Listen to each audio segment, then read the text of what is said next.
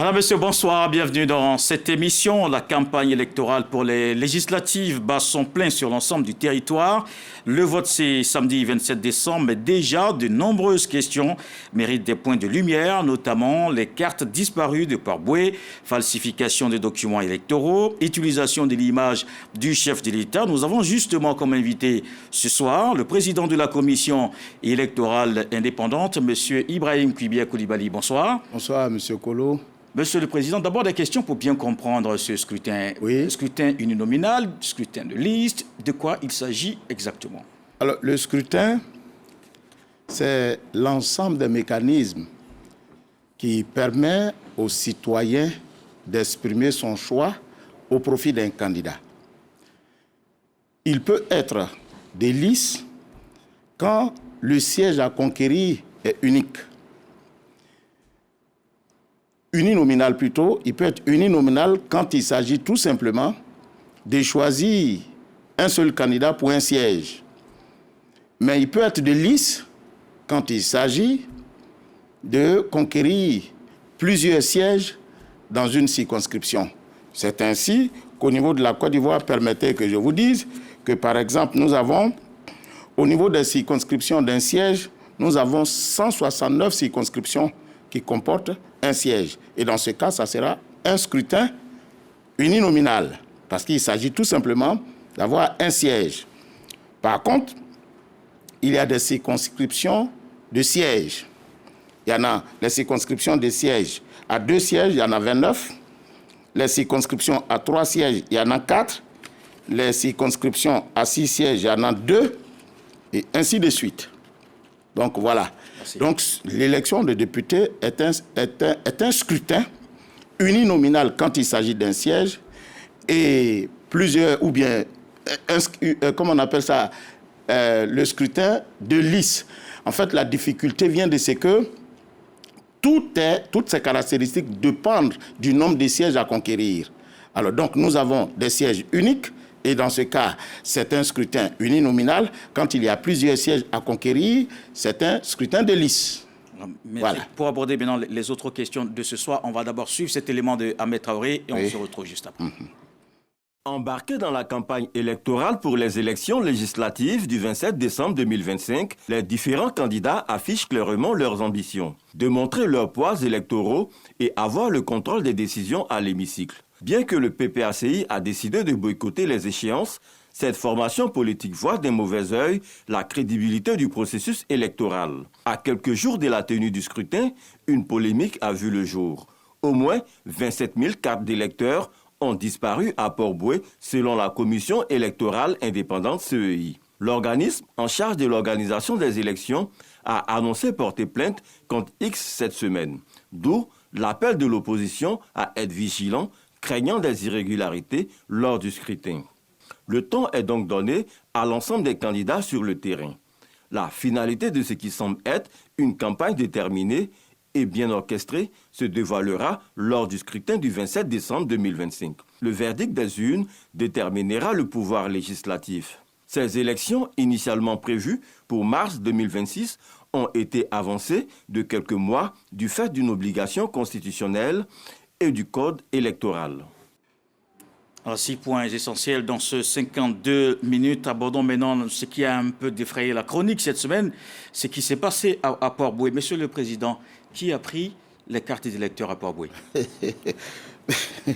Permettez que je fasse le point sur cette question qui semble être d'actualité et qui pourtant n'a pas à inquiéter plus d'un, parce qu'en réalité, c'est peut-être un fait dommageable, mais ce n'est pas dramatique. De quoi s'agit-il? Vous savez, quand on finit de faire la révision de la liste électorale, on édite les cartes d'électeurs. L'article 5 du Code électoral précise très bien que c'est l'inscription sur la liste électorale qui confère la qualité d'électeur. Et la preuve de la qualité d'électeur émane de 3 actes. La carte d'électeur, la tablette et puis le listing avec photo. Voilà les 3 éléments qui justifient la présence du citoyen sur la liste électorale, qui est la seule obligation qui s'impose aux citoyens.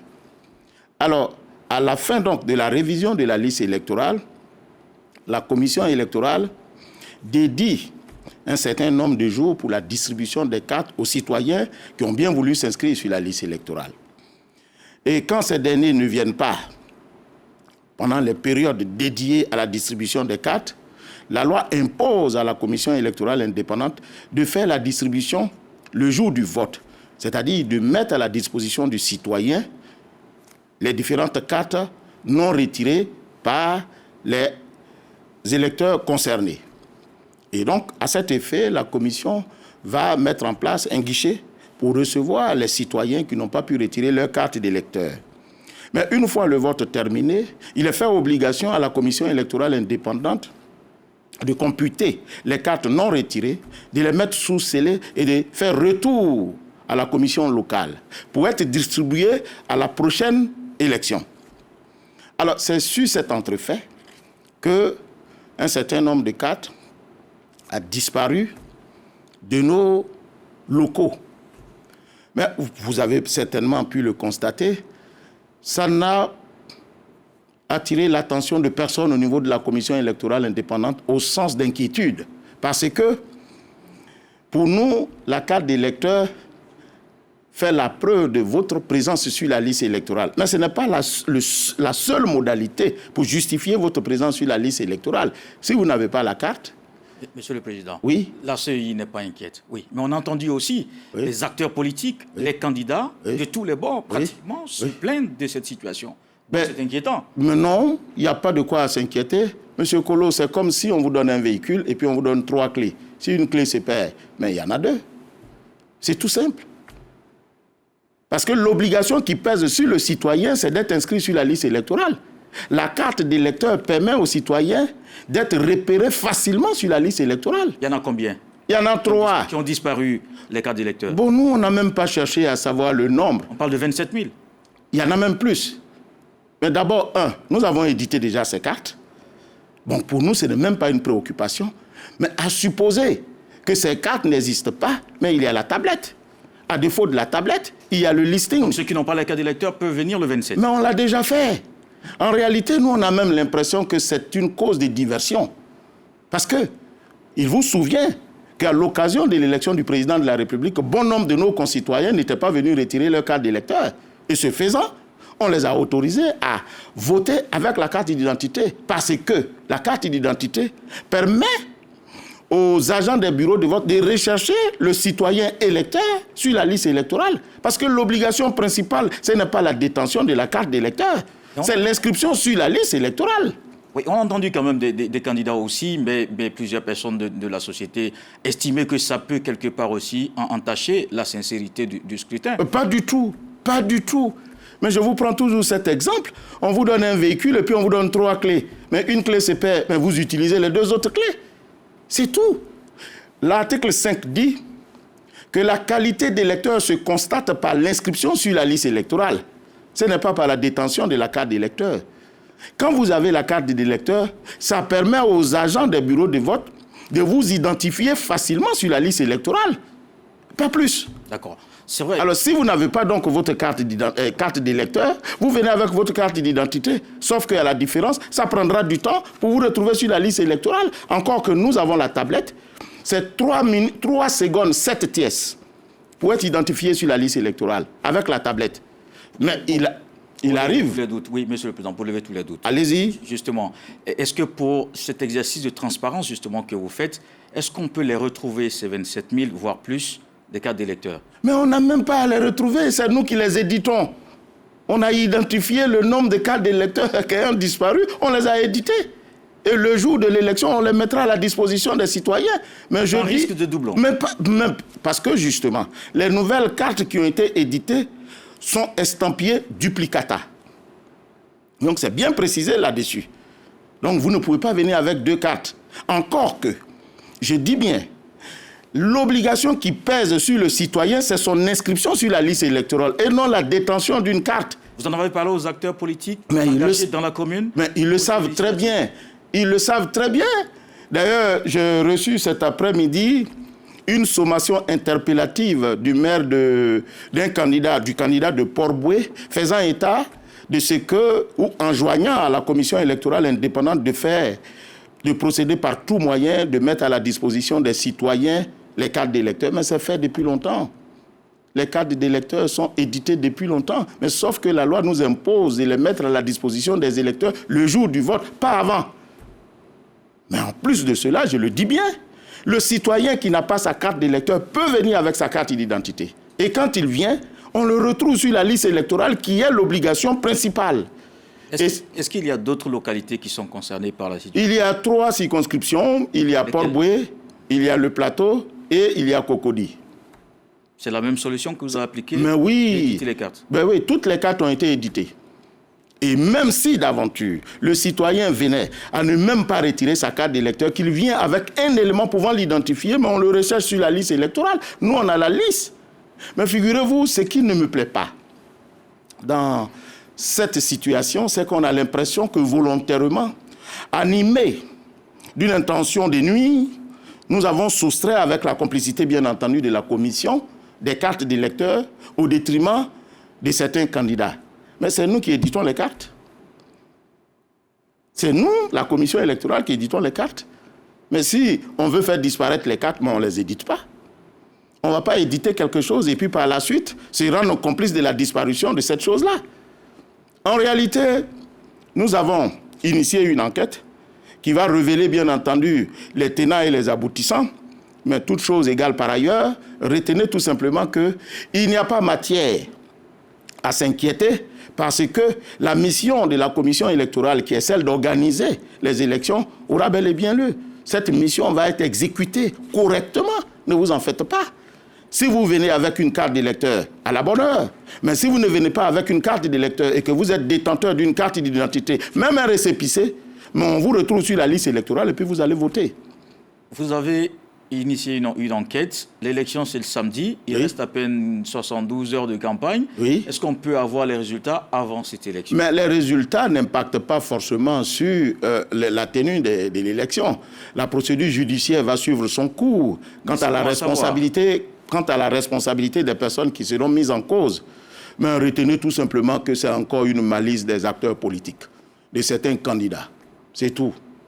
C'est une sorte de malice, de fond de diversion pour faire croire aux gens que la commission... C'est toujours jeter l'anathème, l'opprobre sur la commission électorale indépendante. Celle-ci n'est pas, comment on appelle, prête pour organiser les élections. Il faut reprendre les élections parce que des cartes ont disparu. Mais vous savez, nous, on sait faire les choses. Conscient de ce que nous avons en face de nous des gens de peu de foi, par moment, nous utilisons plusieurs garanties. C'est pas trop fort, hein, c'est l'expression, c'est pas trop fort. Non, c'est pas trop fort, ça va de soi. Parce que imaginez-vous, ils ne sont pas à leur premier fait.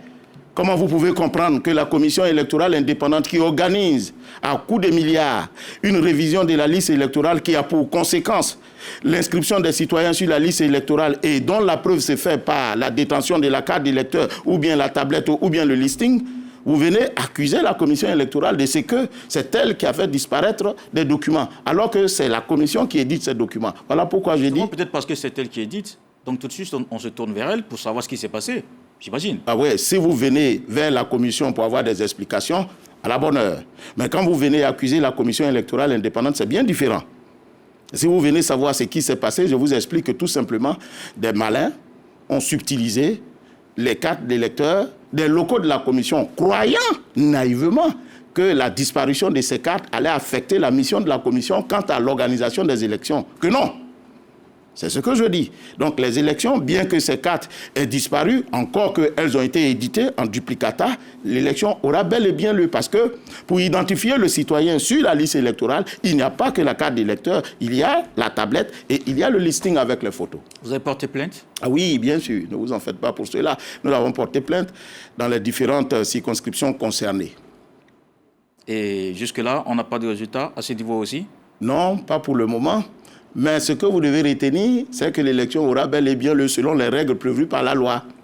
Justement, ça nous permet, cette situation de Port-Boué et des deux autres localités, de parler de la falsification des documents électoraux. Oui. Est-ce que, Monsieur le Président, pourrait nous dire qu'il est possible ou non de falsifier ces documents? Oui. En fait, de quoi s'agit-il? Il ne faut pas aggraver. Vous savez, à l'occasion de l'élection, la loi impose à la commission électorale indépendante de mettre à la disposition des candidats 2 documents. D'abord, les affiches portant le portrait du candidat, permettant à la population d'identifier à qui ils ont affaire, parce que le peuple qui est détenteur de la souveraineté doit décider en connaissance des causes. Et pour cela, il faut qu'il sache à qui il a affaire. Voilà pourquoi la loi impose à la commission de mettre à la disposition des candidats les affiches portant leurs effigies, lesquelles affiches seront utilisées par eux pour se faire identifier par la population le jour du vote.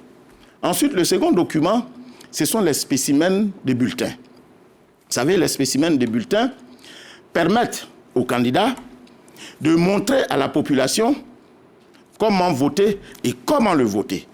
Comment voter de façon générale et comment le voter lui particulièrement.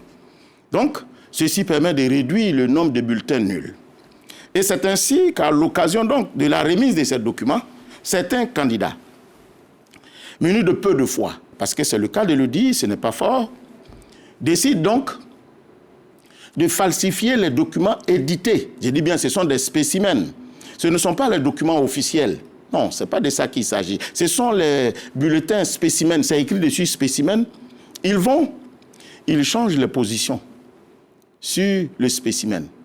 Alors, le cas qui s'est passé, c'est celui de Lilio Okruyo. Que s'est-il passé? Il y a un candidat qui est du PDCI. Il se présente sous la bannière du PDCI. Et il y a un autre candidat qui est effectivement du PDCI, mais qui malheureusement n'a pas été choisi par son parti politique.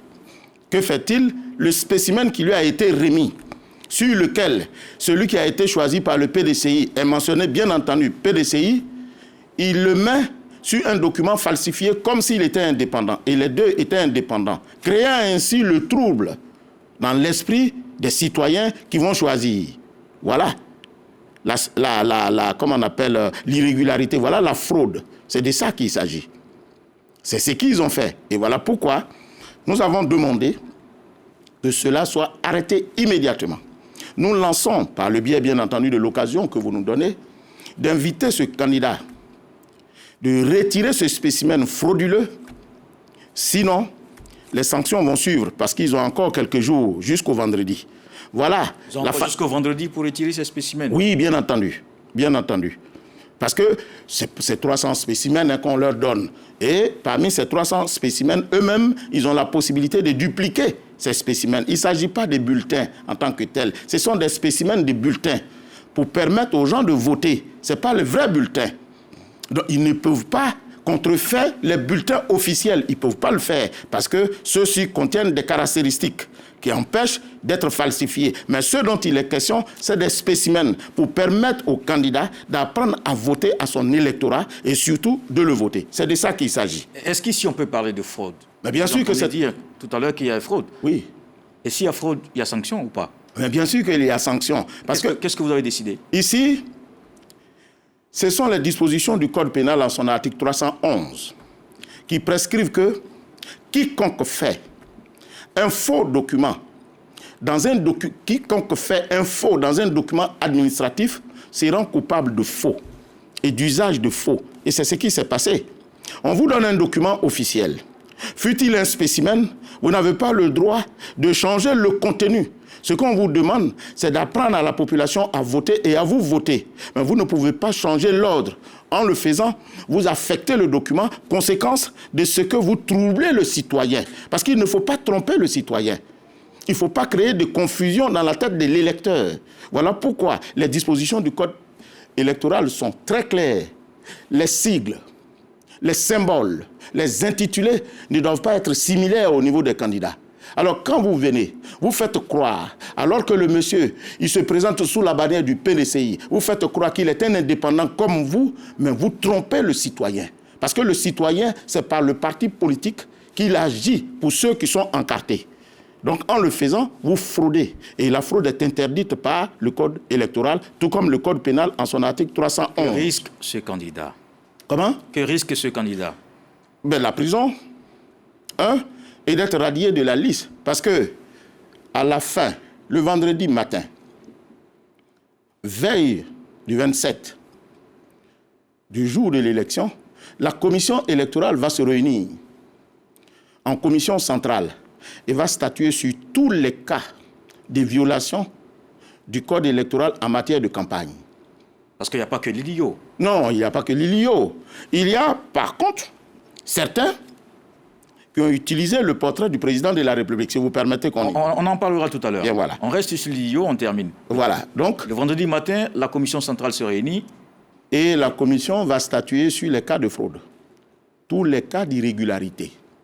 La conséquence peut entraîner le rappel à l'ordre ou la radiation de la liste électorale, sans préjudice, bien entendu, des poursuites judiciaires. Donc, il est bon de le savoir. Donc, le vendredi soir, nous allons publier une dernière liste. Laquelle liste peut voir soustraire de celle-ci le nom de ceux qui auraient contrevenu aux dispositions encadrant la campagne.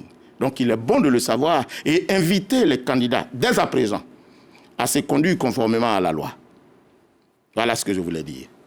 Donc, pour le moment, ils peuvent continuer à l'ILIO comme ailleurs, la campagne jusqu'au vendredi. Mais est-ce que vous avez les moyens, justement, de suivre toutes ces dispositions que vous prenez au niveau de la commission électorale bien entendu, pour un bon déroulement, pour être sûr que ces cas de falsification ne se trouvent pas ailleurs ou encore sur d'autres territoires? Monsieur Kolo, la commission électorale indépendante comporte les commissaires centraux comme des commissaires locaux. Et les commissaires locaux animent les commissions locales. Ceux-ci sont en charge de veiller à l'application du code électoral de façon locale. On a plus de 600 commissions locales qui sont sur le terrain, composées d'une dizaine de personnes. Et puis la commission centrale, les commissaires centraux ont des zones de supervision dans lesquelles se trouvent l'ILIO, toutes les autres zones. Et ceux-ci veillent à l'application scrupuleuse, bien entendu, de la loi. Donc, ce faisant, tous ceux qui vont contrevenir, on nous les rapporte. La preuve en est qu'on nous a rapporté le cas de l'ILIO, au CRUO. Mais il y a le cas du Nord, le cas de l'Est, le cas de l'Ouest, le cas du Centre, etc. Est-ce que c'était le même type de fraude? Non, non, non. Il y a l'utilisation de véhicules administratifs. Oui. Il y a le cas de diffusion de fausses nouvelles. Ce sont des irrégularités qui sont proscrites par le code pénal, tout comme le code électoral. Donc, vous voyez bien que nous sommes au courant de tout ça et nous allons statuer sur tous ces cas le vendredi. Donc, il est bon que les uns et les autres soient pénétrés de cette information pour qu'ils en tiennent compte et se conformer à la loi et ne pas apparaître comme des contrevenants à la loi pénale et à la loi électorale. Sinon, le vendredi, au soir du vendredi, avant les élections, ils ne seront pas sur la liste des candidats retenus pour compétir le 27. Le samedi 27. Est-ce que vous avez aussi statué sur le cas des logos des candidats indépendants qui ressemblent trait pour trait, pratiquement, au logo des partis politiques? Mais d'abord, il faut qu'on soit saisi. Il faut qu'on soit saisi. Parce que nous regardons tout cela avant de valider le dossier des candidatures. Le Conseil constitutionnel a statué et a validé sur toutes les contestations. Donc la liste qui est portée à la connaissance de la commission électorale, c'est cette liste qui fait foi. Maintenant, si l'on constate sur le terrain des risques de confusion, on saisit la commission électorale indépendante. Mais pour l'heure, la commission n'a pas encore été saisie de confusion de logo. Mais je tiens à préciser que c'est proscrit par la loi d'avoir les mêmes intitulés, les mêmes sigles et les mêmes symboles. C'est interdit. Et si tel est le cas, si la commission est saisie, elle donne immédiatement ordre de procéder à la rectification ou à la modification de ce logo qui va entraîner des confusions dans l'esprit du citoyen. Confusion qu'il faut éviter, vous l'avez dit. Bien entendu. L'utilisation des véhicules administratifs en campagne, à quel moment justement on parle d'utilisation des véhicules administratifs dans la campagne? Pendant la campagne. Lorsque une période est dédiée à la campagne, vous ne pouvez plus utiliser à des fins de propagande un véhicule administratif qui est censé être la chose de tous. Il y a des petits malins, c'est le cas de le dire, qui ont des véhicules administratifs habituels. Tout le monde les connaît. Et qu'est-ce qu'ils font? Le jour venu de la campagne, ils font changer l'immatriculation. Ils banalisent la plaque. Ils banalisent la plaque.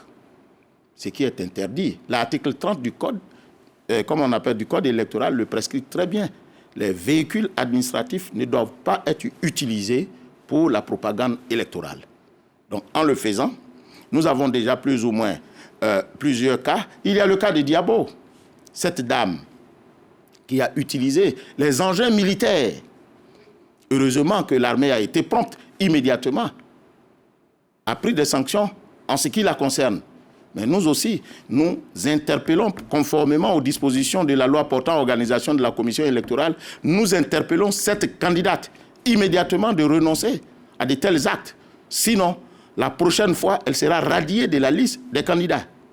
Mais comment vous arrivez à identifier, Monsieur le Président, ces véhicules qui ont des plaques banalisées? Comment vous arrivez à les identifier? Mais parce que d'abord, c'est des dénonciations. N'oubliez pas. Les candidats ne sont pas des extraterrestres, ils vivent dans la société. Leurs pères les connaissent, les citoyens les connaissent. Et encore faut-il vérifier ces Ah dénonciations. mais bien entendu. Lorsque le véhicule est porté, comment on appelle ça, lorsque les faits sont portés à notre connaissance, immédiatement le superviseur de la zone fait une enquête et fait un rapport à la commission électorale centrale. Et puis nous en tirons les conséquences. Bon, c'est pas difficile de comprendre, Monsieur Kolo, si la RTI vous a donné un véhicule et que vous mettez une plaque banalisée, est-ce qu'on a besoin d'aller faire HEC pour le savoir? Mais immédiatement, on sait que c'est le même véhicule que vous utilisez habituellement, sauf que vous avez changé la plaque. Mais la plaque n'affecte pas la propriété. C'est pas parce que vous avez changé la plaque que ce n'est pas le véhicule administratif. C'est un subterfuge qui est vite découvert. Que risquent les candidats qui font cela? Mais est-ce que finalement, ce sont les candidats eux-mêmes qui font? Ou alors, vous parlez aussi de tous les soutiens qui viennent, et parfois avec des véhicules administratifs? Mais vous savez, dans une infraction, il y a celui qui commet l'infraction, il y a celui qui bénéficie de l'infraction. Dans ce cas-là, aussi bien celui qui commet l'infraction que celui qui bénéficie de l'infraction sont tous responsables en matière électorale. Vous comprenez bien, généralement, quand on fait des casses ou bien on exerce des violences, ce ne sont pas les candidats, mais c'est au profit des candidats. Mais quand la sanction tombe, c'est au profit de celui pour qui les violences ont été causées qui va en pâtir. C'est comme ça que ça se fait. Mais dans notre cas d'espèce, c'est effectivement les candidats et dans certains cas, c'est pour le candidat que ces véhicules administratifs sont exercés. Donc en premier lieu, ce sont les candidats. Ce sont les candidats et surtout le titulaire, celui à qui le véhicule est affecté. Ça, c'est très important. Oui, le titulaire, celui, parce que l'État vous confie un véhicule pour exercer une mission de service public. Mais la propagande ne fait pas partie d'une mission de service public. Vous détournez l'objet de la mission. Et ce faisant, c'est à vous qu'on a confié cette mission-là, qui est responsable de cette infraction-là. Et puis, il peut se demander, mais que vient chercher la commission électorale indépendante dans mon affaire? Mais parce que l'article 30 le dit. L'article 30 dit il est interdit en période de pré-campagne et de campagne d'utiliser les véhicules administratifs. Sinon, et quand ça est dans le code électoral, c'est que ça donne pouvoir à la commission électorale d'exercer son impérium. Et c'est ce que nous faisons. Et elle doit faire quoi, la commission, quand c'est comme ça? Mais la commission va statuer, comme je l'ai dit le vendredi. Et si ces cas se sont avérés et que ces cas étaient de nature à affecter la sincérité du scrutin et l'égalité du scrutin, automatiquement, nous, sans préjudice des poursuites judiciaires, nous faisons un rappel à l'ordre ou à défaut, on peut amener la personne à être radiée de la liste des candidats. Est-ce que jusqu'à présent, oui, on a déjà eu affaire à ce type de situation et est-ce qu'on peut rappeler la décision que la commission électorale indépendante a donnée en ce moment-là? Mais c'est ça le problème. Ce n'est pas parce que la commission électorale indépendante est tolérante qu'elle est faible. Parce qu'on peut vous dire que ce n'est pas nouveau. Oui. C'est un fait qu'il n'est pas nouveau. Oui, mais la loi nous dit de rappeler à l'ordre. Mais généralement, quand on rappelle à l'ordre, comme généralement ça se fait entre quatre murs, voilà pourquoi l'opinion ne semble pas être au courant. Mais sinon, tous les auteurs qui sont reconnus comme étant auteurs de tels faits infractionnels sont rappelés à l'ordre, conformément aux dispositions de la loi portant organisation de la commission électorale indépendante, qui dit que la commission peut appeler à l'ordre le contrevenant des dispositions prévues par le code électoral, sans préjudice, bien entendu, des infractions des poursuites judiciaires. Alors, mais je voudrais dire ceci. La philosophie de la commission électorale indépendante, à un moment donné, c'est de détendre l'atmosphère. Parce que vous savez, l'élection suscite beaucoup de passion. Et là où il y a la passion, il y a moins la raison. Et la commission électorale, de par sa mission d'éducation et de sensibilisation, œuvre dans le sens de l'apaisement. Donc quand il y a de tels actes, la commission interpelle les personnes pour leur dire de ne plus recommencer. Mais en le faisant de façon plus timide, les uns et les autres finissent par croire que cette tolérance de la commission électorale indépendante est une faiblesse, que non. Voyez-vous, même au niveau de la constitution des dossiers de candidature, la loi autorise la commission électorale indépendante, lorsque la composition d'un dossier de candidat n'est pas conforme à la loi, de le rejeter. Mais la commission, consciente de ce qu'elle a aussi un rôle de sensibilisation et d'apaisement, invite le candidat à régulariser la situation. Parce que j'ai toujours dit, et c'est la philosophie de la commission électorale indépendante, laisser le peuple choisir. Laisser le peuple choisir et laisser le candidat aller offrir son projet de société à la population et laisser le peuple choisir. Bien entendu, quand il s'agit d'irrégularités substantielles, la commission ne transige pas. Mais quand il s'agit d'irrégularités qui peuvent être couvertes, parce que régularisées, la commission invite donc les candidats à pouvoir régulariser leur situation. Ce faisant, certains ont pu penser naïvement que la commission était molle et ne pouvait prendre des décisions. Et comme vous le pensez d'ailleurs, mais malheureusement... Moi, je pose des questions. Vous posez bien des questions, mais je vous réponds pour vous dire que c'est loin d'être du laxisme. Mais en réalité, c'est dans le sens de l'éducation et de l'apaisement. Mais dès à présent, la commission a constaté qu'il est temps que les uns et les autres soient rappelés à l'ordre pour se conformer à la loi. Et c'est ce temps qui est arrivé. On prend le cas, par exemple, d'un soutien quelconque qui est venu avec un véhicule administratif. Peut-être que le candidat ne sait rien.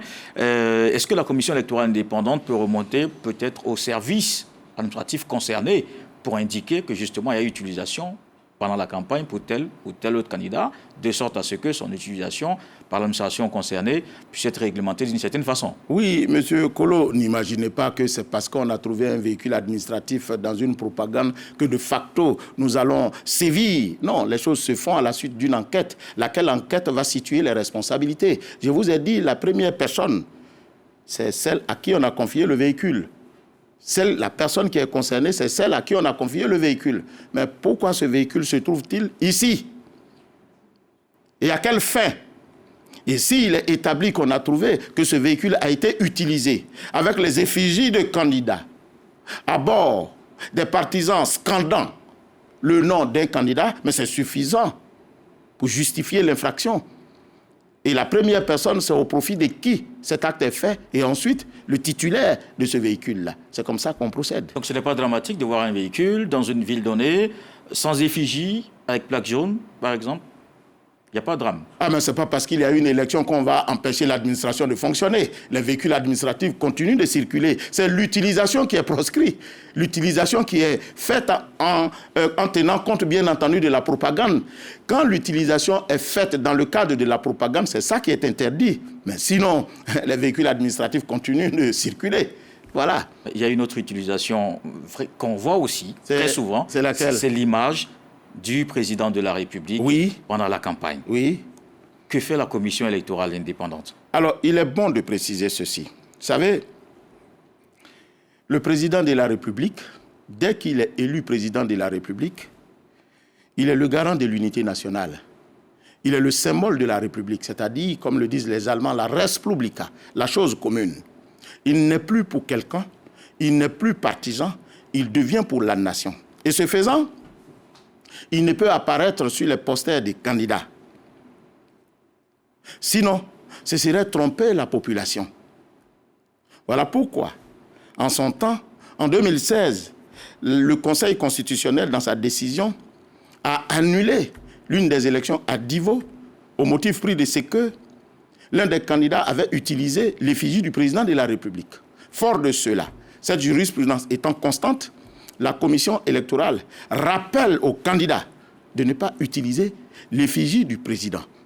Parce que, voyez-vous, l'article 30 et l'article 31, 32 proscrivent certains actes, les armoiries. Le drapeau combiné, les trois couleurs du drapeau combiné, les armoiries de la République ne doivent pas faire l'objet de propagande. Parce que c'est la partie commune, tout comme le président de la République.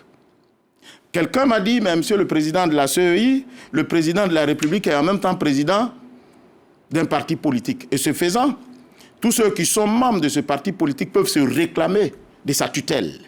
C'est vrai, mais dès lors que le président du parti politique est devenu président de la République, la qualité de président de la République prime sur celle de la qualité de président d'un parti politique. Et ce faisant, il est garant de l'unité nationale et devient le symbole de la République qui astreint tout le monde, sans distinction.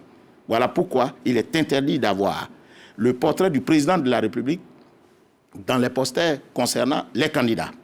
Et c'est l'occasion pour moi d'interpeller tous les candidats qui d'aventure ont posé de tels actes, de retirer les affiches portant l'effigie du président de la République, parce que le président de la République n'est plus le président d'un parti politique ou pour un candidat, mais plutôt pour la res publica, la chose commune. On ne peut pas utiliser son image, mais est-ce qu'on peut utiliser son nom, parce qu'il est le président du parti, donc d'un candidat du parti? Ah ben oui, vous savez, c'est tout à fait normal qu'on utilise son nom, parce que le président de la République, dans le régime dans lequel nous sommes, a besoin d'une majorité pour exécuter, puisque lui, il est l'exécutif, pour exécuter son projet de gouvernement. Et pour ce faire, il a besoin de l'Assemblée nationale. Donc les députés peuvent s'en servir pour dire, mais peuple, vous avez voté le président de la République, mais comment voulez-vous qu'il gouverne s'il n'a pas une majorité parlementaire? Donnez-nous la majorité parlementaire pour que nous aidions le président de la République à gouverner. Ceci est légal et conforme. Mais c'est son effigie qui ne doit pas être apposée sur une affiche au risque de créer la confusion dans l'esprit du citoyen, parce que le président de la République est devenu une chose commune, un symbole. Il ne faut plus voir l'image du président de la République lors de ces rassemblements pour ces législatives. C'est ce que vous voulez dire? Absolument. Ils doivent retirer tous les posters mentionnant le président de la République. Il faut les retirer immédiatement partout où ces posters ont été, comment on appelle, affichés. Dans des rassemblements, on voit aussi des photos du président de la République. Mais il faut les retirer. Il faut les retirer. Il ne faut pas que ça crée la confusion dans l'esprit du citoyen. Nous parlons des posters où le candidat est sur une affiche avec en fond le président de la République, ou bien le président de la République devant, lui qui est le candidat, il est derrière. Mais le citoyen ne choisit pas le candidat, il a fini avec le président de la République. Il s'agit maintenant du candidat. C'est une élection législative et non une élection du président de la République. Même si vous vous réclamez du parti du président de la République. C'est deux choses qui sont bien différentes. Voilà. Quelles sont les sanctions? Est-ce qu'il y en a, c'est prévu? Mais toujours, quand vous utilisez l'effigie du président de la République en pareille circonstance, c'est comme si vous aviez utilisé la moirie de la République. C'est comme si vous avez utilisé le drapeau combiné. Donc, ce faisant, il est important qu'on vous interpelle, on vous rappelle à l'ordre. Dans le cas contraire, on va vous radier de la liste des candidatures.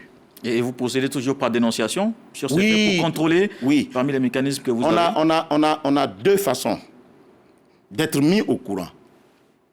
Premièrement, par dénonciation. Mais deuxièmement, par l'entregent de nos commissaires et superviseurs qui sont sur le terrain. Voilà. Aujourd'hui, il y a des actions que certainement vous mettez en œuvre pour éviter justement la diffusion de fausses informations, parce que ça peut perturber le processus électoral. Jusqu'à présent, comment ce mécanisme fonctionne? Alors, les fausses informations sont proscrites par la loi. C'est l'article 183 du Code pénal qui l'interdise. Vous savez, à l'heure de l'informatique et des réseaux sociaux, chacun s'érige en sensibilisateur ou même en moralisateur. Et puis, ce faisant, donne des informations qui peuvent s'avérer fausses. Et ces informations fausses peuvent affecter la cohésion et la paix et la tranquillité de la société.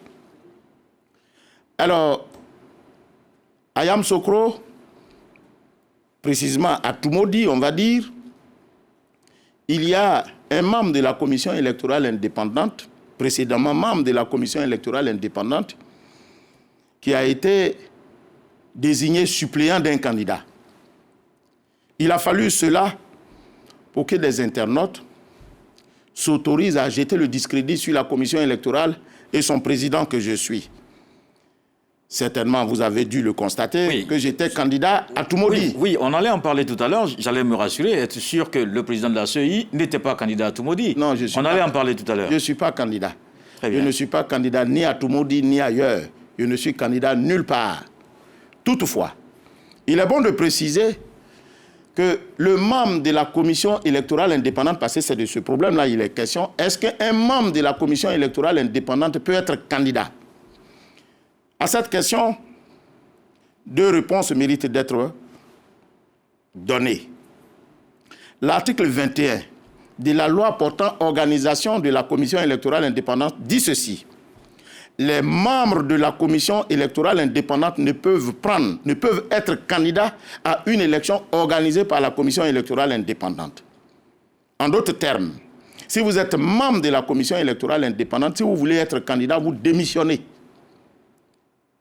La qualité de membre de la commission électorale indépendante est une condition d'inéligibilité, est une cause d'inéligibilité. Donc vous ne pouvez pas être candidat étant membre de la commission électorale indépendante. L'article 21 de la loi portant organisation de la commission électorale dit que les membres de la commission électorale ne peuvent être candidats à une élection organisée par la CEI. Donc ce qui vous reste, c'est de démissionner. La deuxième réponse, si vous êtes député et qu'au cours de votre mandat, il vous est proposé d'être membre de la commission électorale indépendante, il se pose un cas d'incompatibilité qui est différent du cas d'inéligibilité. Ici, vous êtes déjà député et qu'on vous demande d'être membre de la commission électorale indépendante, la loi, en son article 87, la loi, le code électoral, prescrit que, dans ce cas, il vous est loisible de choisir entre députés et membres de la commission électorale indépendante parce que vous ne pouvez pas exercer les deux à la fois. Voilà pourquoi on parle d'incompatibilité. Donc, si il se trouve qu'un citoyen, membre de la commission électorale indépendante, se trouve candidat, c'est qu'il a démissionné. S'il n'a pas démissionné, il ne peut pas être candidat. C'est-à-dire, le Conseil constitutionnel, et avant le Conseil constitutionnel, la commission électorale indépendante l'aurait déjà déclaré inéligible. Alors, M. Dosso Amara, dont il est question, à Toumoudi, était membre de la commission locale de Toumoudi. Mais sauf que c'était dans la précédente session. La session en cours, il n'est même pas membre de la commission électorale indépendante, mais ce n'est pas parce que M. Dosso Amara a été membre de la commission électorale indépendante qu'il ne peut pas être candidat quand il ne l'est plus. Donc, ce faisant, M. Dosso Amara remplit les conditions d'éligibilité. Voilà pourquoi la commission, confirmée par le Conseil constitutionnel, est candidat. Alors, de là à confondre M. Dosso Amara à M. Coulibaly Kubiaï Ibrahim, votre serviteur, il y a un grand pas. Moi, je ne suis pas candidat. Je suis jusqu'à preuve du contraire président de la commission électorale indépendante. Et je n'ai pas encore démissionné. Et qu'est-ce que vous avez fait justement, parce que là c'est un cas de fake news, qu'est-ce que vous avez fait justement dans votre mécanisme de réplique à ces fausses informations? Mais c'est ce que nous faisons d'ailleurs ce soir avec vous, dire que M. Coulibaly Kubiaï n'est pas candidat à Toumoudi et dit qu'un membre de la commission électorale indépendante peut être candidat s'il démissionne. Et quand le député veut être membre de la commission électorale indépendante, il devra choisir entre sa qualité, sa fonction de député et celle de membre de la commission électorale indépendante. Toute disposition réglementée par le code électoral et la loi portant organisation de la commission électorale indépendante. Donc c'est réglementé.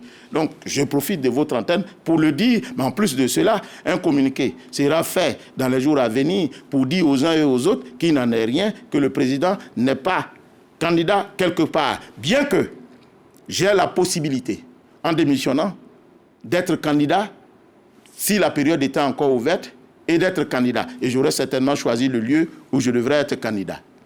Et justement, ces actions de la commission électorale indépendante vont certainement s'accentuer puisque l'élection n'est pas encore terminée, donc les fausses informations vont continuer. En pareille circonstance, vous avez certainement des recommandations, non seulement pour les candidats, mais aussi pour la population. Oui, alors il est bon que la population soit bien informée. Voilà pourquoi j'invite toujours les uns et les autres, nos concitoyens, à recourir à la commission locale de leur circonscription. Si vous apprenez quelque chose qui est susceptible d'affecter la sincérité du scrutin ou en affecter le résultat d'ensemble, il faut recourir aux sachants que sont les membres des commissions locales. Ou à la limite, nous avons un site où vous pouvez consulter toutes les informations, avoir toutes les réponses à vos différentes questions. C'est très important. Et je voudrais profiter de votre micro, M. Kolo, inviter les candidats à donner des conseils aux uns et aux autres. L'irrégularité ne profite jamais. Ou du moins, permanemment. Parce que si ça vous arrange aujourd'hui, c'est sûr que l'irrégularité ne va pas vous arranger demain. Voilà pourquoi il ne faut pas dîner avec le diable, même si vous avez de longues fourchettes. Alors, c'est l'occasion pour les candidats d'inviter les citoyens à garder le bon ton. Parce qu'après les élections, mais il y a la vie. Vous, candidats, vous avez heurté plus d'un dans votre circonscription. Vous avez tenu des propos mettant en mal la cohésion sociale. Et demain, vous devenez député, élu dans la circonscription concernée. Comment vous faites pour revenir? Quelle loi vous allez prendre pour organiser cette population que vous avez vilipendée, que vous avez meurtrie, parce que vous les avez mis en conflit. Et vous êtes assis à l'hémicycle. Mais c'est pour cette raison que le législateur a prévu chaque 5 ans. Mais quand les 5 ans vont être écoulés, vous viendrez encore solliciter le suffrage. Mais c'est en ce moment que la population qui a de la mémoire va se souvenir de vos actes.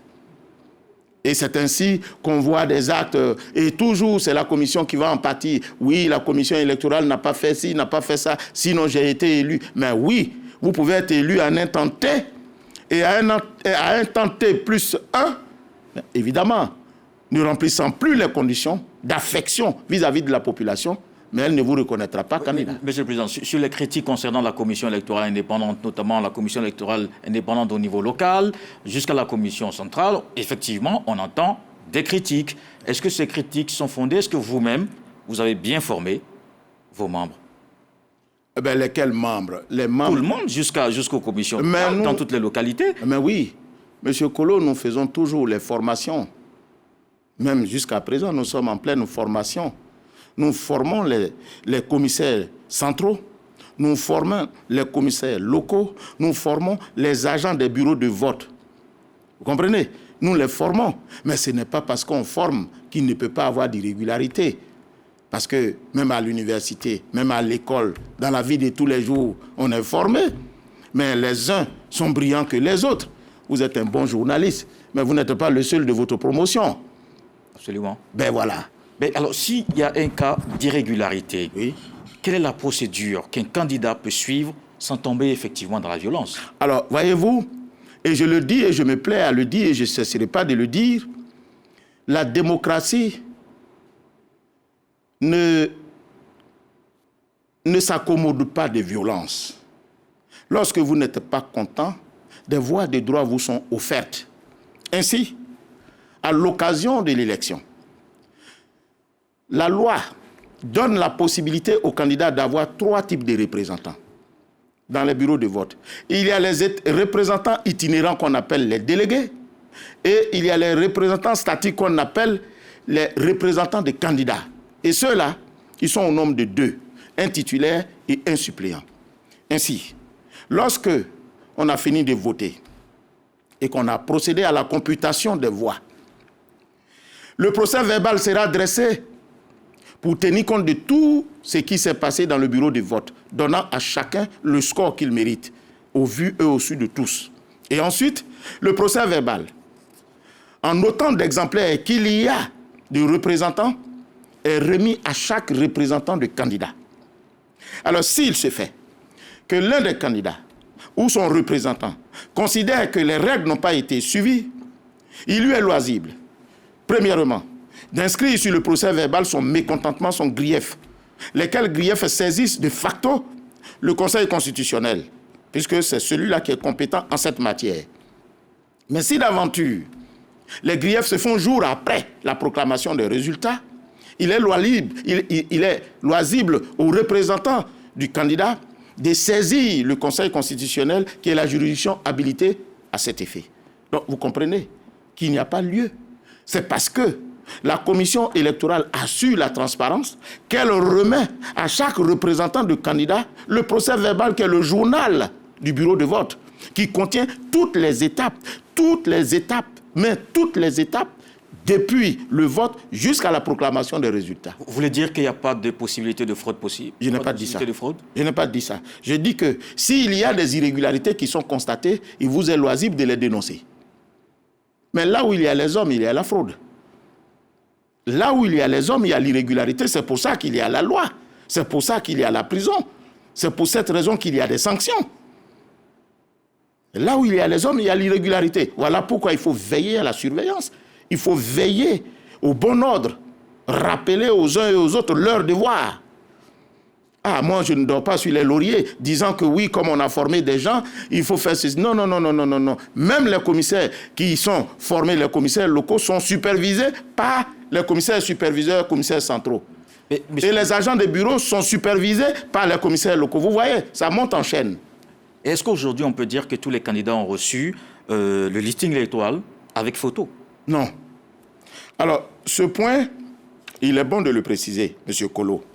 Vous savez, conformément à l'article 11 du Code électoral, il est précisé que tout candidat ou tout parti politique ayant investi un candidat peut se voir délivrer une copie de la liste électorale. Voilà ce que l'article 11 dit. Sauf que l'article 7 du Code électoral prescrit que, au moment de l'enrôlement, on renseigne aussi bien les bases alphanumériques, c'est-à-dire le nom, prénom, la date de naissance, le lieu de naissance, le domicile, le genre, etc. Mais en plus de cela, on renseigne également la base biométrique, c'est-à-dire les empreintes et puis la photo, le faciès. Alors, quand on finit de le faire, on constitue une base de données du citoyen. Alors, et c'est ce qui constitue la liste électorale. Alors, doit-on remettre cette base de données à un candidat, fut-il candidat, alors qu'il y a une disposition qui dit, depuis, je crois, il y a une dizaine d'années, une quinzaine d'années, interdisant à l'administration de mettre à la disposition du premier venu les données personnelles des citoyens. Donc, nous sommes partagés entre respecter cette loi qui dit qu'il faut protéger les données personnelles des citoyens, avec l'obligation prescrite par l'article 11 qui dit que tout candidat ou parti politique ayant investi un candidat peut se voir délivrer une copie de la liste électorale. Ce faisant, la commission électorale s'est adressée à l'organe qui est habilité en cette matière, c'est-à-dire l'ARTCI, que vous connaissez bien. Et l'ARTCI, un organe bien avisé, a recommandé à la commission électorale indépendante, en entendant que par décret, nous prenons des dispositions pour interdire la mise à disposition intégrale des données personnelles des citoyens aux candidats, de procéder par la remise sans photo ni empreinte aux candidats la liste électorale. C'est-à-dire la liste avec les données alphanumériques sans la photo ni les empreintes digitales. Il faut rappeler que vous vous êtes adressé à l'ARTCI parce que c'est cet organe qui protège les données à caractère personnel depuis la réorganisation du secteur des télécommunications. C'est ça. Et la RTCI nous a aiguillés de façon correcte et nous a dit soyons prudents en attendant qu'une disposition claire soit prise en la matière, puisque la loi protège bien ces données personnelles, mais en même temps la loi dit de donner la liste électorale, mais la loi ne dit pas quelle est la liste électorale qu'on doit donner. Et donc la CEI n'a rien fait. La CEI a fait quelque chose, oui, mais à moitié. La CEI a fait. Comment? En donnant la liste sans les photos. Voilà. En donnant les listes sans les photos. Avec des données personnelles en plus. Ah oui, bien sûr. Oui. Les données personnelles, mais alphanumériques. Parce que quand je dis Kolo, Koulibaly, Kolo, il y a 13 à la douzaine. Donc, alors que quand vous donnez Kolo, Koulibaly avec sa photo et ses empreintes, il n'y a pas 13 à la douzaine. Voilà pourquoi nous pouvons donner les bases de données alphanumériques, mais pas les bases de données biométriques, jusqu'à ce qu'une disposition soit prise. Et puis, c'est un faux débat aussi, M. Kolo. C'est quoi cette histoire de liste électorale avec photo? On ne demande pas aux candidats d'organiser les élections.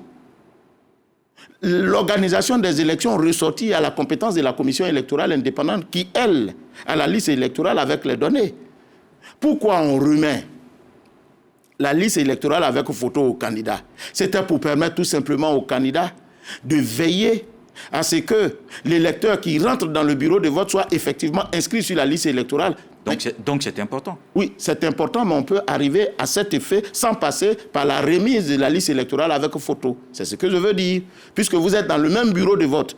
Et voilà, nous avons dit dans notre process, quand l'électeur rentre dans le bureau de vote, le président le hèle par son nom. Et son nom est connu de tous. Et chacun cherche avec le numéro. Et vous voyez, si c'est effectivement M. Kolo Coulibaly, permettez que vous soyez mon exemple ce soir. Alors, M. Kolo Coulibaly est l'électeur qui est en face de nous. Et puis, quand il finit, il signe et le process est regardé par tous les représentants des candidats. S'il vient à douter de la présence effective de l'électeur, il approche le président pour dire « Mais ce monsieur ne semble pas être celui qui est sur notre liste ici. » Ensemble, il vérifie. C'est cette formation qui a été faite aux agents des bureaux de vote. Dans un esprit de transparence, est-ce que c'est une liste qui est consultable sur le site Internet? Mais bien entendu, bien entendu. La liste est consultable depuis la révision de la liste électorale. Ça dit qu'on a l'impression que la liste électorale n'existe qu'à l'occasion des élections. Mais la liste électorale existe depuis longtemps sur la liste électorale, comme on appelle sur notre site. Voilà. VSEI. Oui. .ci. Voilà, .ci. Le vote, c'est samedi, Monsieur le Président. Quel est le message pour une bonne suite, d'abord de la campagne, et une bonne tenue de l'élection le samedi? Je voudrais, avec votre permission, dire que cette élection, comme toutes les autres élections, est très importante. Parce qu'il s'agit du représentant de la nation à l'hémicycle. Mon premier message va à l'endroit des candidats. Faites de sorte que le peuple se retrouve à travers vos projets. Parce que l'élection, c'est la rencontre de deux choses.